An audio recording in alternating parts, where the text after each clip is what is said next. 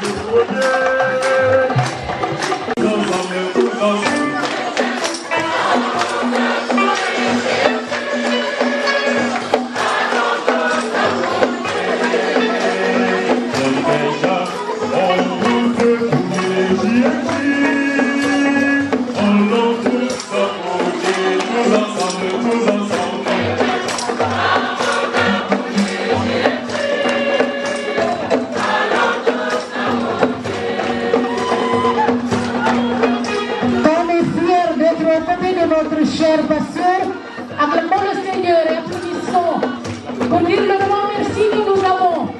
Merci à vous, chers pasteurs, d'être toujours au côté de cette jeunesse qui est vivante et qui acclame le Seigneur pour ce moment à nous, une première édition du Journée mondiale de la jeunesse. Merci à vous, chers pasteurs. Merci, Monseigneur Chambelin. Merci à vous, tous pasteurs de l'Église qui nous accompagnent.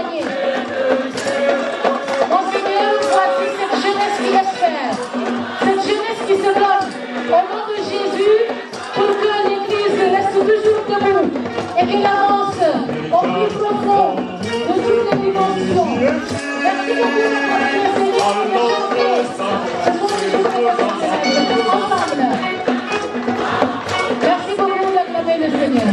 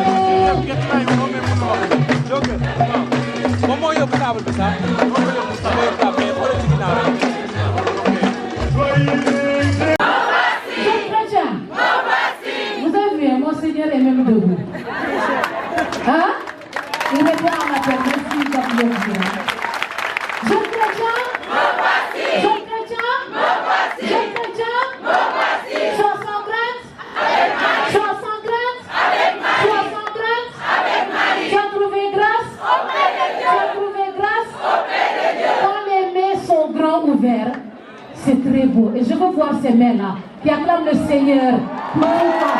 Merci beaucoup. Merci beaucoup, merci.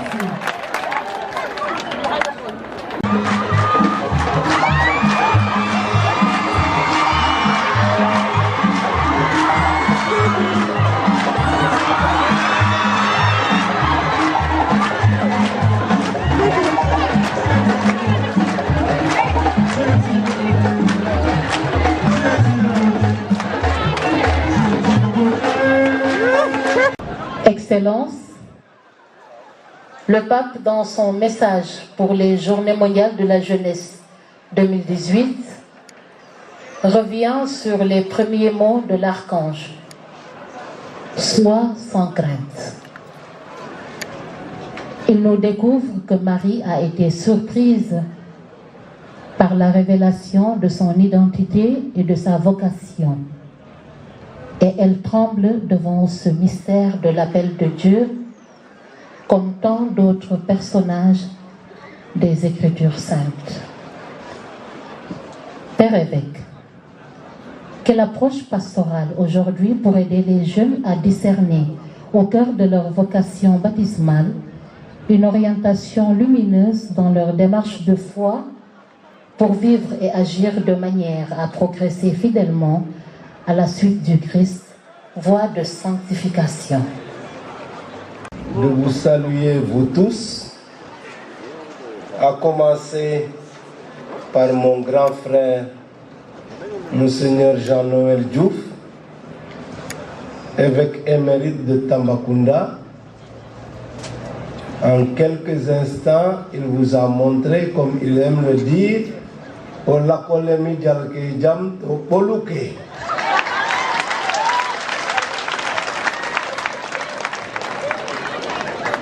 Je voudrais saluer les confrères prêtres ici présents, remercier la paroisse Saint-Benoît l'Africain qui nous accueille avec son curé.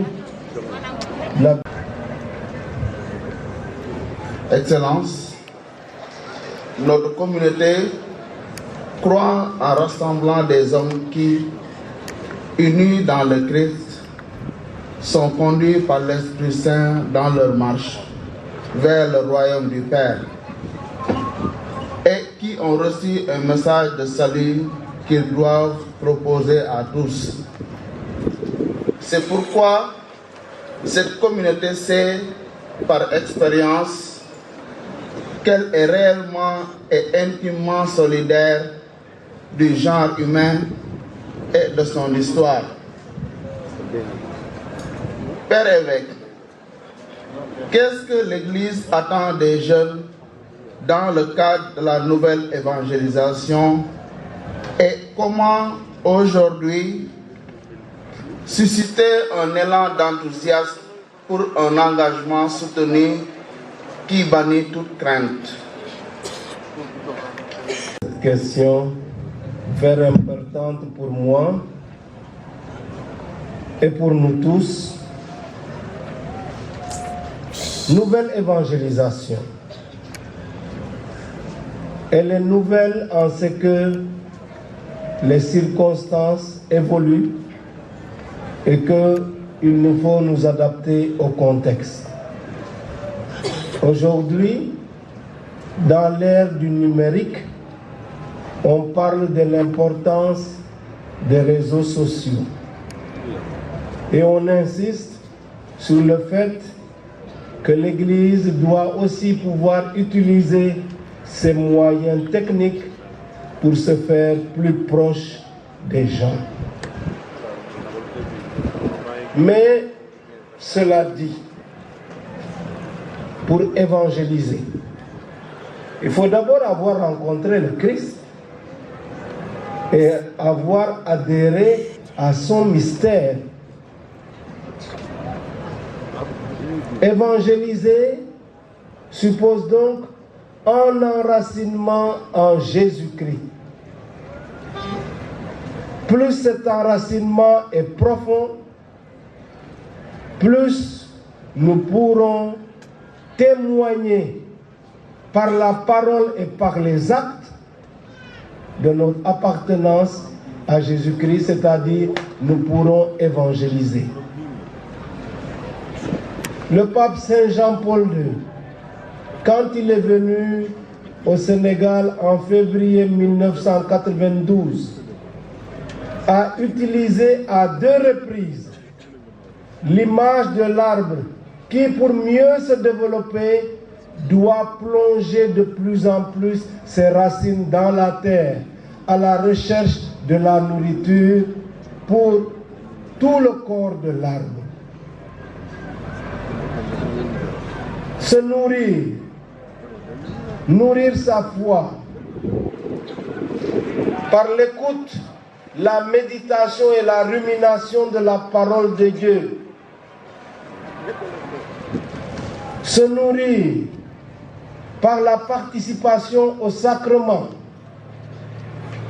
le sacrement de la réconciliation, qui nous fait accéder à la miséricorde de Dieu, le sacrement de l'Eucharistie, qui chaque fois qu'elle nous rassemble, nous permet de nous alimenter à la table de la parole de Dieu et à la table de l'Eucharistie. Nous nourrir par le témoignage des saints qui nous ont précédés, par le témoignage même des fidèles que nous connaissons, dont nous apprécions la droiture et leur adhésion à Jésus-Christ, pour transmettre le feu de l'Évangile à d'autres. Il faut d'abord être une lumière pour les autres. Comme Jésus le dit, vous êtes la lumière du monde. Mais si on allume une lampe, ce n'est pas pour la cacher sous la table, mais on la met à un endroit élevé pour qu'elle puisse éclairer tous les gens de la maison.